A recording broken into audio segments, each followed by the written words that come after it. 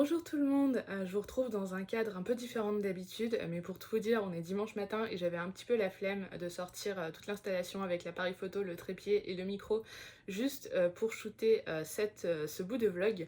Je sais pas en fait si ça sera la fin de ce vlog ou s'il y aura encore des plans après, mais je voulais quand même vous faire un petit point et au cas où vous dire au revoir. Euh, Tout d'abord pour commencer, vous l'aurez vu dans les plans d'avant, hier on a fait une pumpkin pie, qu'on avait invité des copains à goûter. Et elle était vraiment très très bonne. C'est une des meilleures recettes que j'ai testées. Je l'ai prise, vous l'aurez vu, dans le livre de Caro Framouland, donc Caroline Millet. Je vous remettrai le lien bien évidemment en barre d'infos, mais sachez que si vous voulez tester cette recette, elle est géniale. Je voulais également vous parler de ma lecture en cours parce que c'est une lecture un petit peu spéciale et je me suis dit que ça serait pas mal d'arrêter mon ressenti à un instant T avant de faire un avis lecture complet et de revenir sur la lecture dans son ensemble. Il me reste environ 60 pages. Je suis en train de lire, vous l'aurez vu, Capitale du Sud, Le sang de la cité, donc c'est le tome 1, par Guillaume Chamanadjan. Je vous dis que c'est le tome 1. En fait, on est ici sur un schéma un peu particulier parce que Guillaume Chamanadjan va écrire une trilogie. On est ici sur le premier tome et on a également une deuxième autrice, Claire Duvivier, qui a publié le premier tome d'une deuxième trilogie, donc centrée sur la capitale du Nord.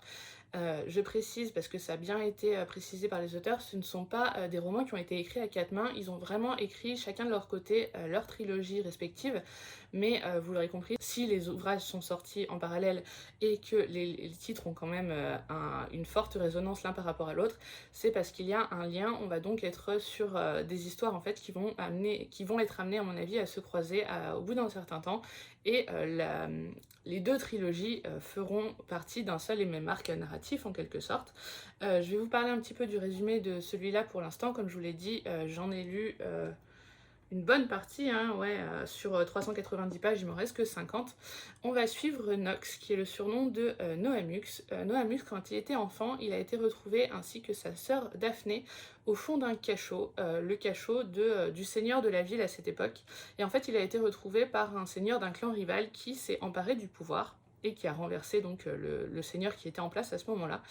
Le nouveau seigneur, entre guillemets, donc le seigneur Servin, le duc Servin, pardon, a recueilli les deux enfants. Il les a accueillis chez lui dans sa cour, dans son palais en quelque sorte. Mais ce ne sont pas non plus devenus des nobles à part entière. Knox, par exemple, travaille comme commis dans une épicerie, donc ils ont un petit peu un statut de petits bourgeois. Clairement, ils ont une éducation et un statut privilégié, mais ce ne sont pas non plus les héritiers du duc. On les suit donc dans leur formation, leur apprentissage en quelque sorte. Et jusqu'au jour où on se rend compte que cette ville, qui est donc dirigée par tout un tas de clans qui sont plus ou moins amis et plus ou moins rivaux selon les opportunités et selon les moments, il y a une question d'urbanisme qui va en fait en quelque sorte cristalliser les tensions entre ces clans. Ça peut paraître un peu surprenant comme ça, mais en fait c'est une sorte de prétexte et qui va révéler donc tout ce qui ne va pas en fait entre les clans.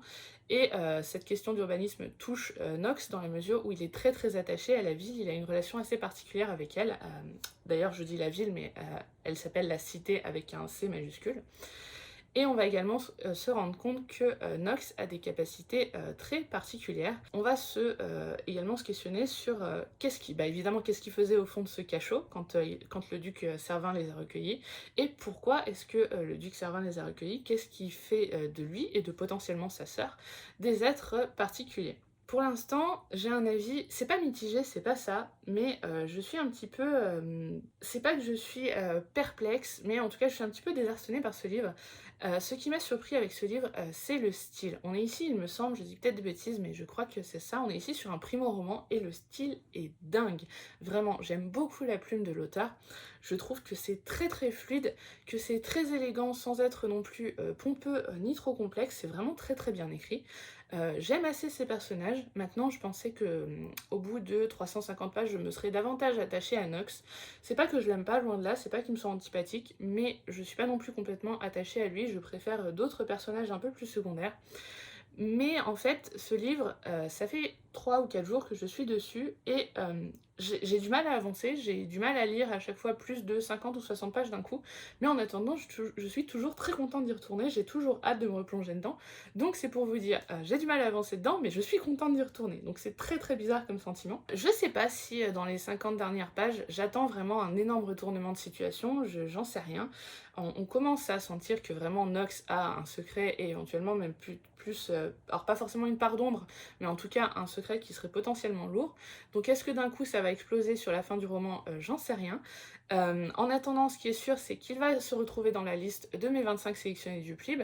Je vais essayer de me procurer assez rapidement Capitale du Nord, donc le premier tome de la trilogie écrite par Claire Duvivier, pour pouvoir essayer de lire les deux en parallèle et d'avancer dans les deux trilogies en parallèle surtout. Maintenant, je sais pas si ça sera un de mes préférés du PLIB. Est-ce que à terme je le mettrai dans mes 5 finalistes? Je n'en sais rien. Mais je suis très très contente de l'avoir lu et je suis assez curieuse de découvrir la suite, même si je vous le dis pour l'instant je peux pas affirmer que ça sera un coup de cœur. J'adore la plume, mais le rythme est assez lent et l'univers me rend un petit peu me perturbe un petit peu. En fait, j'ai du mal à l'envisager comme vraiment un univers de fantasy. Je trouve que ça pourrait être simplement un récit médiéval avec des touches de fantastique. Je sais pas comment vous dire. Donc j'attends de voir la fin et j'attends également d'avancer dans la trilogie, ou en tout cas dans les deux trilogies, pour me faire un avis plus global sur ce monde. J'ai oublié de préciser quelque chose, c'est que il y a un jeu dans cet univers qui a une place de plus en plus grande dans l'histoire. C'est un jeu qui s'apparente à mon avis aux échecs, qui s'appelle la Tour de Garde. D'ailleurs c'est le nom de la double trilogie dans son ensemble que vous avez juste là. Et donc on est vraiment là-dessus en fait, sur un roman de stratégie, sur la cité qui serait prise un peu comme un plateau de jeu et où certains événements qui sont plutôt anodins en apparence, comme je vous le dis, les questions d'urbanisme, prennent une ampleur beaucoup plus importante.